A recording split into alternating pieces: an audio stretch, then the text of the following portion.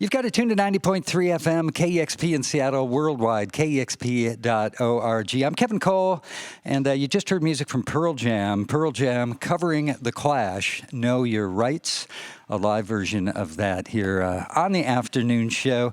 And I am down in the performance space with Thunderpussy. So great to have you here. Yes, thank you for having us. I'm super excited. How about taking it away, and then we'll catch up in a few.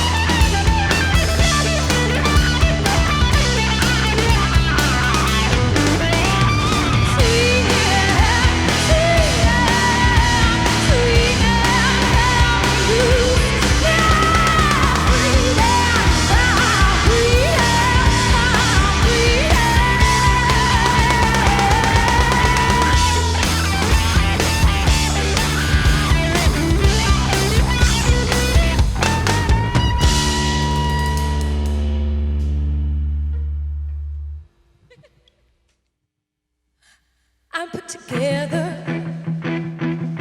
hooked tied to the lock on this cage. How do I know you? Should I be afraid? You can't even hold this gentle. Are you honest? look me over, but I can see right through. Everybody's watching, watching, watching. Everybody's watching, watching, watching.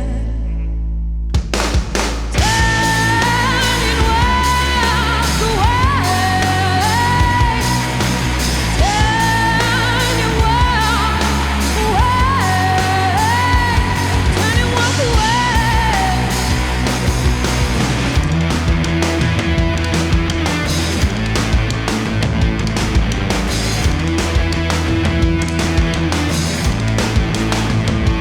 I'm not that easy, not interested. You're not as needy, supposed passionate, but you can't even contain. Stay no free. I'm standing firm to the woman I hold true. Don't be confused by your messed up excuses. Everybody's talking, talking, talking. Turn and walk away.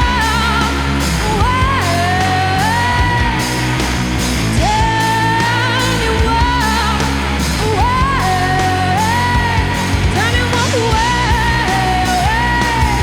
away. You don't know. You don't know. You don't know. You don't know. Turn and walk away. Turn and walk away. Turn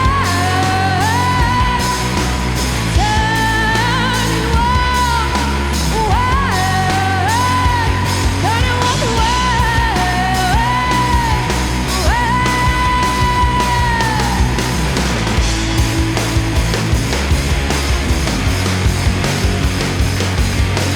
You don't know.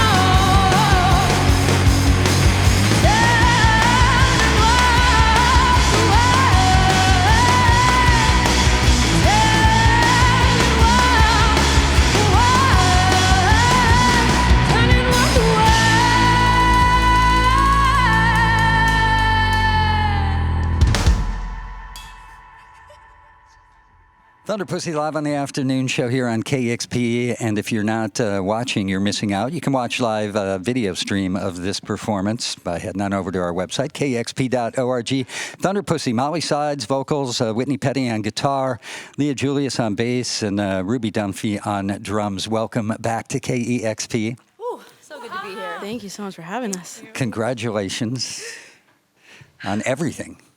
Yeah, well, we finally put that record out. I know. How long were you waiting for that, Kevin? 2 years. So you were last on the show almost 2 years ago in 2016. You were just starting to work with Sylvia Massey. Right. You hadn't recorded the record yet, hadn't started recording yet. So that's all happened since then, and it was important for me then to get the band in the studio and get a live performance to really document the band pre-debut album. You know, you'd been building this incredible reputation and these insanely amazing live shows. So wanted to get you in before you recorded an album, before kind of you went next level. Right. And then do another session. So thanks for being here. Really excited about it. Thank you for having us Thank you. back. It really does mean a lot. So tell me about how things went with the recording of the album. Well, that song we just played, we wrote in the studio. That wasn't one that we took with us, and there was a lot of that. That was a a fighter. That yeah. was the fighter song. We fought for that one. It was hard. Not everybody was on board for that. So. I wanted to give up. Ruby, I think you wanted to give up. Yeah. I don't know about Leah. That Gentle Frame was definitely the song that Sylvia strongly advised us to continue and persist, because there were moments when we're like, no, we're not going to put that one on there. And she's like, no, keep working. And every day we just kept working on it. And She heard something in it. yeah. So I know that you had told me at that time that she was asking for you to really come into the studio with twice as much material, at least, Yeah. than you had going in, which was, I think, like 15 songs or so. Yeah, that was new for us. 50. Yeah, she was like, She wanted 15? Yeah, 50 will do. So you wrote a lot in the studio. We did. Well, it was really cool. We ended up going in with, maybe not 50 whole songs, but we composed a bunch of parts. And she helped us string them together in some cases. And in other cases, when we were writing, we had that, kind of arsenal in our back pocket where it'd be like, well, we did write that one thing that's probably a chorus. Why don't we shove that in and see how it works, kind of a thing. But we had a house in the basement of the studio as well. We had like 3 different areas where we would just play all day long. We'd move from the studio down to the basement, then back to our house, and just keep working on it. So pretty intense, immersive experience that way. Mm-hmm. This is real world Ashland. Was it good to be away? Did you feel like you had less distractions? Definitely. I mean, like Whitney said, we had these different spaces and we could just literally go from one to the other to keep working on stuff like all night long, which we did. My favorite part about it was actually getting done recording, and then we'd all go down into the basement where there was another setup, and we would just play and improvise, and a lot of seeds evolved there in the basement of the Church of Divine Transformation. What would happen when there was conflict, like with Gentle Frame, if some of the members of the band were ready to let it go? Blueberry blunt. Yeah, that's the answer right there. Blueberry blunts. Blueberry blunt will fix everything. No, I feel like Sylvia was the best mediator because she could sense things. Well, we all trusted her. Yeah. Yeah. We showed up and we were like, we are in your hands. Help. And she was able to mediate. She was able to sense things and push us harder to a point where we thought we would break, and we broke into a bunch of beautiful little pieces that were bound back together and created something new. So. Very cool. Are you happy with the album? Yes. Yes. Yeah, so happy. Sounds great. It looks great, too. Well, I gotta, on that note, give a shout out to Josh Evans. Josh Evans, we love you. Who's working the board right now. He helped us bring that album home. He mixed it for us, and Nice. it was awesome. What did you learn from the experience that you'll take with you on the next record? Don't overthink. Yeah. Stop thinking. Yeah, so stop thinking. There was a point in the song All In when we were doing the drum track first, and we did like 5 tracks, and then she just stops me mid-take, and she goes, Rebbe, are you thinking? I was like, yeah, I'm thinking, Sylvia. She goes, drummers don't think. Nailed it. Yeah. So definitely that. That's good advice. Yeah. You just want to do. So, again, congratulations. It's so great having the album and all the stuff that's happened in between, the Sasquatch show, on the release day, and, all the live shows. You've built such a reputation on your live shows, which are amazing, these really cathartic and theatrical events. And each one seems like its own event, like there was a lot of thought behind what you're doing at that show. Absolutely. Yeah. So how do you approach it? Well, in Seattle, it's nice because we have such a great community of creative people here that we can draw upon for everything from our costumes to the projection to the lighting designer. For our last show here, we built platforms, and we were able to get in that space and rehearse over and over again at the Showbox, which is an amazing place here in Seattle. And Save the show. Save it? yeah, save the Any Showbox. thoughts on the Showbox? Oh, so many. And losing our venues? I know we just said stop thinking, but I have a lot of thoughts. I mean, there's all these people are coming here and trying to develop it and squeezing all the goodness and the life out of the reason that anybody would want to come here, which is the arts community. And this is a historic landmark. Like, we can't lose these landmarks. It's a larger conversation, and it's also like history speaks. How do you preserve historical landmarks, sites, stories, in order to create and generate more of that in places that should last? Yeah. Yes, please, everyone get in touch Yep. with Mayor, city the mayor, council. city council, your district. Please, it's just a quick phone call or email. let them know that you need to save the showbox. We'll post info on the real-time Yeah. playlist where listeners can go to sign petitions. But you're right. It's complicated, but these are sacred spaces Yeah. that really create a vibrancy in a community that Whitney, as you said, then attracts people to that place in the first place. But we can't lose the vibrancy, and we can't lose sacred spaces where music lovers can come together and experience music, and artists can make it and connect with an audience. And also just places of performance, right? Because there's so much magic in that. Meeting somebody new in a new place that you are now just entering to leave whatever it is that's on the outside of those doors. And so you're creating a new experience with new people. And there's so much beauty in that. And yeah. It's life-changing. Yeah. It is. Thanks for a few thoughts. Do you consider yourself role models? Hope so. Yeah, you can drop out of college and be a musician. It's totally fine. What? Sorry, kids. You know what? It's That's true. really an interesting question, though, because everybody is a role model. Mm-hmm. For better or for Yeah. worse. I mean, it's in a way everybody's being watched or observed, and your actions speak for you. So in many ways, everybody is a role model, whether we think it or not. So, I mean, we definitely have a unique platform that not everyone has, and we take that aspect of it seriously. We don't take ourselves too seriously, but, it is important to project what you want to be projecting into the world, and energy and community, and a big thing for us goes back to the live show, which is creating that community space. And I hope in that way we're role models for just bringing people together, for arts, for whatever it is. one of my favorite quotes is, "Your vibe attracts your tribe." Yeah, a very wise woman in Canada told us that. Yeah. So, anyways. So true. Don't think, and your vibes attract your tribe. It's true. It's great to be intentional about it. Your live shows are incredibly inspiring, and also on the role model front, I've gotten emails after your shows from mothers and dads saying that they brought their kids to your show, like the show at the Mural Amphitheater, and that their daughters or their sons were totally blown away, and that you totally opened their eyes to a potential reality that they hadn't considered before. That's why we the do most- it. Yeah, that really is an amazing It's a good feeling. And also families, right? The families are coming, they're like, oh my gosh, oh my gosh. Yeah. So let's talk trademark for a minute. We didn't talk about that before, but in 2015 you filed for a trademark with the United States Patent and Trademark Office. You were denied a trademark for the name Thunderpussy on the grounds that your name was scandalous, in part. And immoral. Yes, immoral.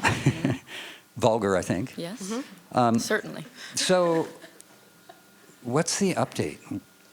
What is the update? Well, the cases we were writing the coattails of other cases that have filed before us. So we first we were writing the coattails of the Slants. Simon Tam down in Portland, his band, the Slants, Asian American band, got a very similar rejection letter, and Simon fought for almost 8 years and took it to the Supreme Court level and was eventually granted his trademark. And then we thought, yay, we're going to get ours. Not true. We got His was on the grounds that it was disparaging. indeed, and we're immoral. So obviously, so then we got lumped in with another case. It's FUCT, the clothing brand. Oh, yeah. They are also immoral and scandalous, and so we were waiting for that. And they actually won at the federal circuit court level, and I believe they have not decided whether they're going to appeal it or Yeah, that's sort of where we're waiting right now. I think the government is deciding whether they want to keep fighting it, and I think the next step would be Supreme Court. the Supreme Court for that, and they would most likely win. I mean, all the arguments that I've read, I mean, all the fighting that went on for Tam, I mean, it was a unanimous decision at the Supreme Court level. They said, this is not up to us. This Yeah. is a free speech issue, and let the market decide. Can you tell listeners why a trademark is so important? Well, from a business aspect, it allows you certain protections. So the more popular Thunderpussy gets and the wider an audience we reach, we run more and more risk of having our rights infringed upon and having our our brand and our name being used unofficially. Yeah. And so if you have your trademark, there's a certain degree of protection that you just get from an intellectual copyright, but it's not the level that a trademark allows. Like, we couldn't send a cease and desist letter, or if someone was bootlegging all of our stuff, like Our merch, things like Yeah, that. it's an important point to make, because It you, really you could is. fight for the just for the sake of fighting and because it's the right thing to do, but there's real consequences to a new and emerging band or an independent band or an artist to have that trademark. And Yeah, absolutely. I mean, and it's retroactive, luckily. I mean, because now there's like the more, high-profile Thunderpussy gets. I mean, here we are streaming worldwide on KEXP, and millions of people are watching. And if anybody decides, oh, that's a cool name, I think I'll use that, they can put it on anything, and we can't do anything about it. Yeah. Well, I mean, it like anything, as you evolve as a band, a brand, and a business, you want protection around your entity, this thing that you're creating and you hope continues to progress and build. So talking about progression and building and millions of people, you're about to hit the road for the rest of the summer, playing these European dates, including a lot of huge festivals like Reading. Worldwide pussy. International pussy. That's right. It's awesome. So tell me about it. What are you excited about? Man, I just show up on the bus and we play the show. No, we're really excited. We have so much stuff to do. We're so excited to see all these new places for the first time, but also to play for all these new crowds. I mean, I can't wait to see how fans in Germany react, or fans in Helsinki. Even just our first show in Toronto was such a huge difference. I mean, they just love rock and roll there. It was so fun. So I can't wait to see that happen all over the... Talking about community, it's another little building block to it all, and it's always exciting to meet new people in a different culture. And when it's like this gift, you give, you receive, you share, and I'm just excited to meet so many new people, so many new bands, and to be role models for foreign children as well. But really playing the festivals, I'm so excited to see some of these bands we've never seen before, play alongside them, play on stages we've never played on. Really, the whole thing is very exciting. I'm going to eat some schnitzel. It's going to be great. Well, I am really excited for you, and it's so obvious that you love being together and playing together and touring. So really looking forward to hearing how the European tour goes. Then you're back in the States. Fall dates here. Anything in Seattle lined up yet? Keep an eye out. Okay. What do you think, Leah? There will be something. Like soon? What's your definition of soon, Kevin? Hopefully we're not really home soon. a lot. This is meow. Yeah.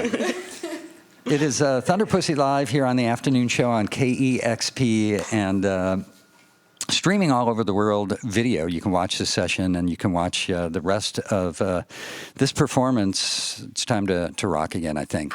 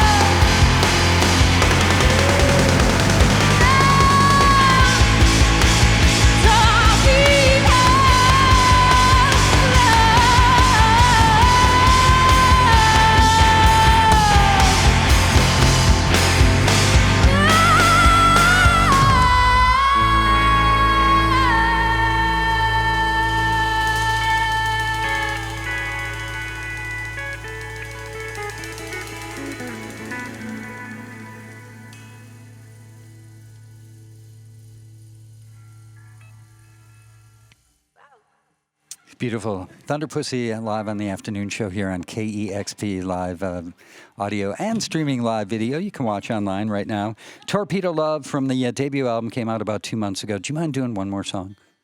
Oh, why not? Okay, we'd love to. Okay. Thank you.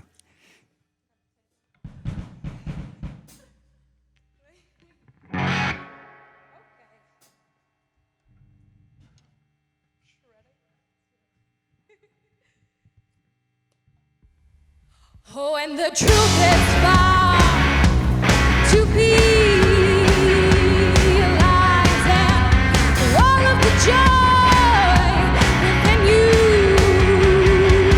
dies. Don't you want somebody to love? Don't you need somebody to love? But if you have somebody to love, you better find somebody to love.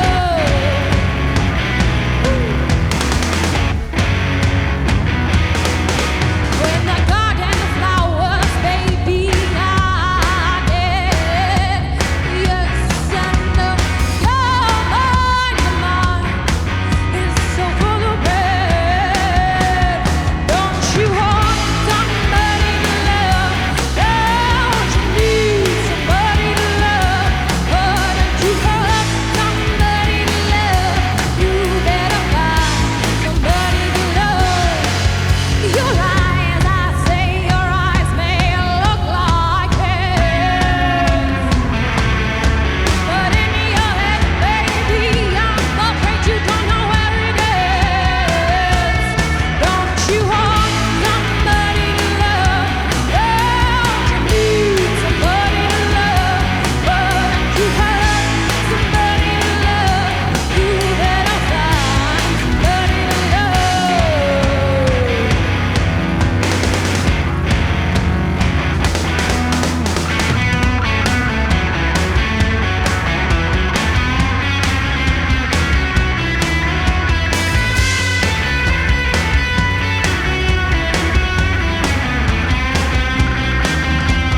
Tears are running down your breast. Yes, and baby, you're afraid. But they treat you like a guest. Don't you want somebody to love? Don't you need somebody to love? But if you have somebody to love, you better find somebody to love.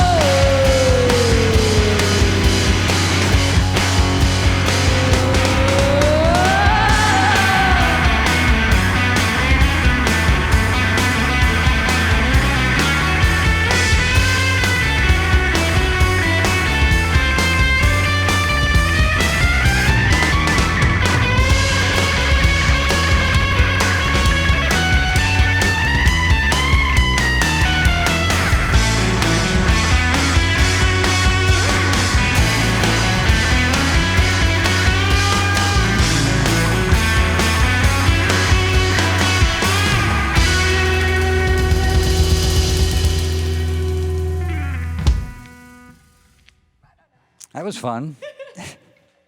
Thunderpussy live here on KEXP. Thank you so much. Thank you. Thank you so much for having us back. You bet. That was a great time. And congrats again on the debut album, self-titled album, and all the good things that are happening. Thank you.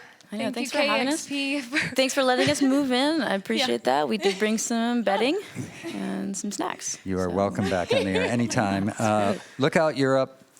Thunderpussy coming your way. Also, returning to the U.S. in the fall, Austin City Limits on October 14th, the Voodoo Music and Arts Experience in New Orleans shortly after that, and looking forward to a Seattle show sometime soon. Yeah. Thank you so much. Yeah. Thank you, Kevin. Huge thanks to the KEXP crew for all the hard work on the sessions here, and thanks to all the donors who make in-studio performances possible. It is KEXP Seattle.